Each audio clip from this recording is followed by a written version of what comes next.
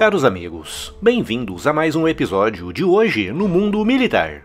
Neste vídeo falaremos sobre a estratégia ucraniana para atacar as refinarias russas de petróleo, visando um objetivo muito claro: afetar a principal fonte de renda de Vladimir Putin.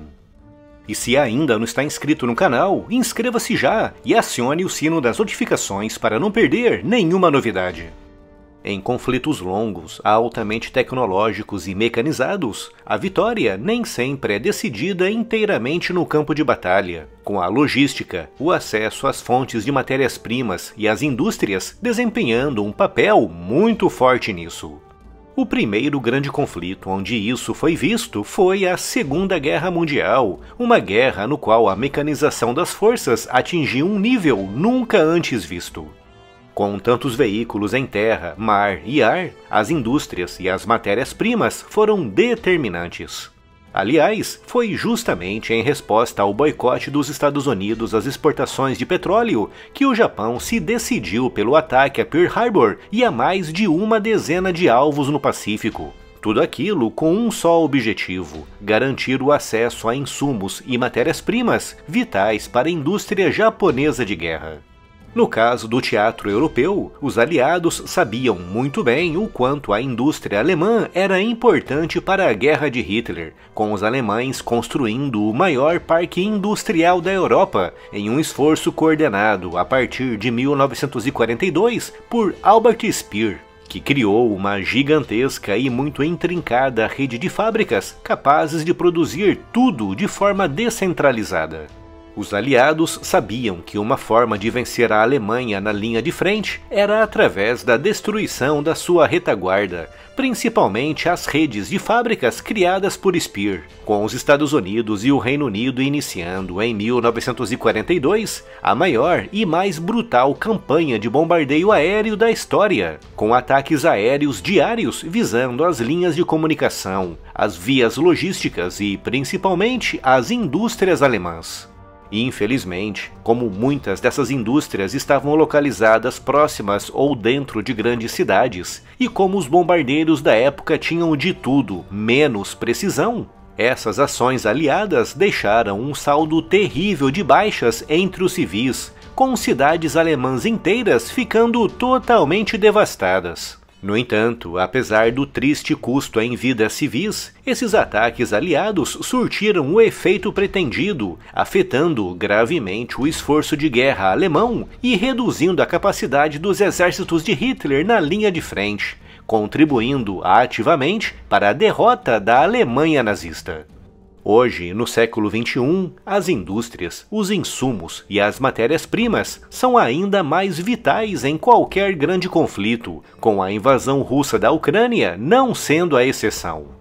Durante a Guerra Fria, a União Soviética criou o segundo maior parque industrial de defesa do mundo, atrás apenas dos Estados Unidos, com milhares de indústrias espalhadas por aquele gigantesco território, alimentadas por matérias-primas, gás e petróleo que eram, em larga medida, extraídas na própria Rússia. Com o colapso soviético, parte significativa daquele parque industrial foi abandonado, acabando por definhar. Mas muitas fábricas continuaram ativas, sendo inclusive ampliadas em um amplo processo de modernização iniciado por Putin no final do seu segundo mandato.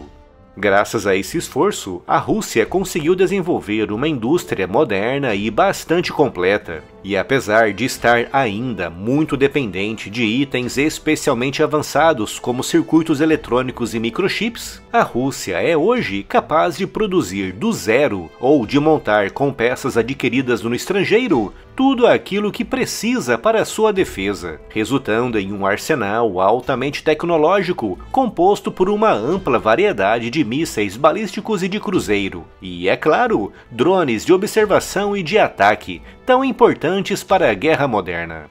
E por falar em tecnologia, quero deixar aqui uma dica muito bacana. A Insider é uma marca de roupas feitas com tecnologia de ponta no tecido, incluindo materiais com regulação térmica que eliminam o suor, mantendo a temperatura do corpo estável. criados com base na tecnologia PCM Outlast, desenvolvida pela NASA, capaz de absorver, armazenar e liberar calor na medida certa, reduzindo pela metade o suor e o superaquecimento. Imaginem um tecido como esse nos desertos quentes do norte da África ou nas florestas úmidas do sudeste asiático. Outra grande inovação da Insider são os materiais hidrorrepelentes, que suportam até 80 lavagens e que, ao contrário dos impermeáveis, são respiráveis.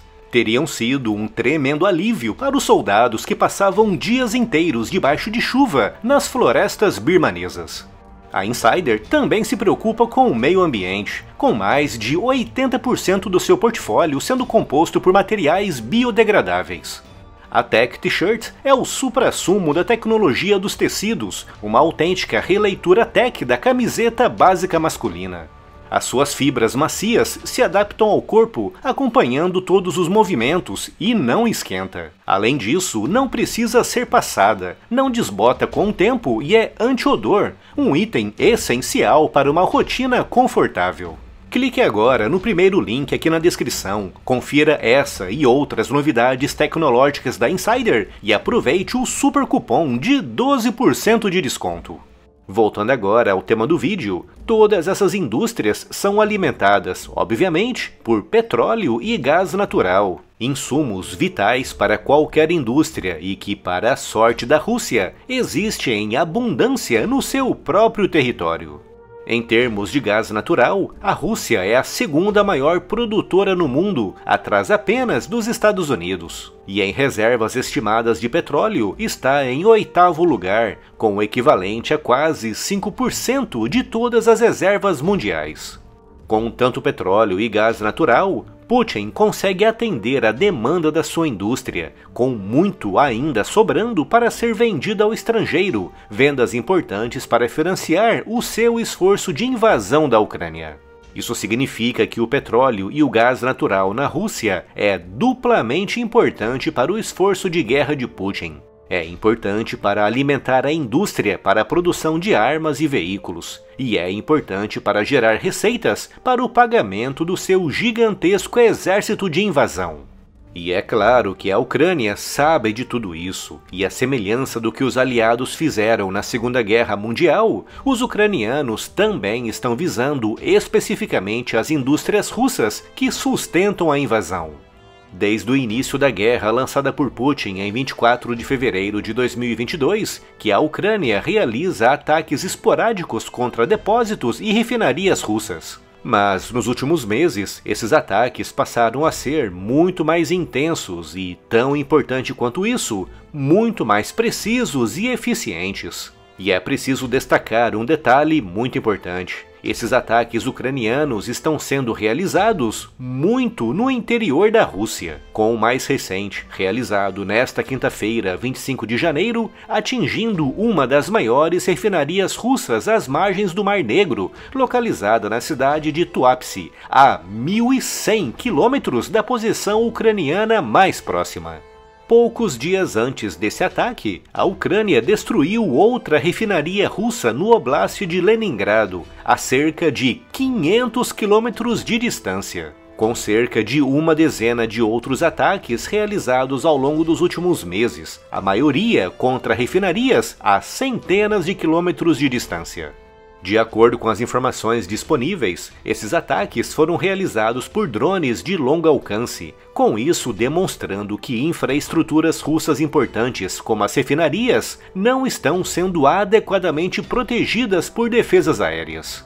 Através desses ataques, a Ucrânia alcança dois objetivos ao mesmo tempo. Afeta o principal meio que alimenta as fábricas militares russas, e afeta o refino do petróleo, cuja venda serve para financiar o esforço de guerra de Putin na Ucrânia. E como são meios de ataque altamente precisos, não afetam os civis que vivem na região. Siga as notícias e as novidades do mundo militar também no Spotify. Conteúdos novos em formato podcast todos os dias. Siga-nos por lá e leve o conteúdo do canal para onde você for. É só clicar no link que está aqui na descrição.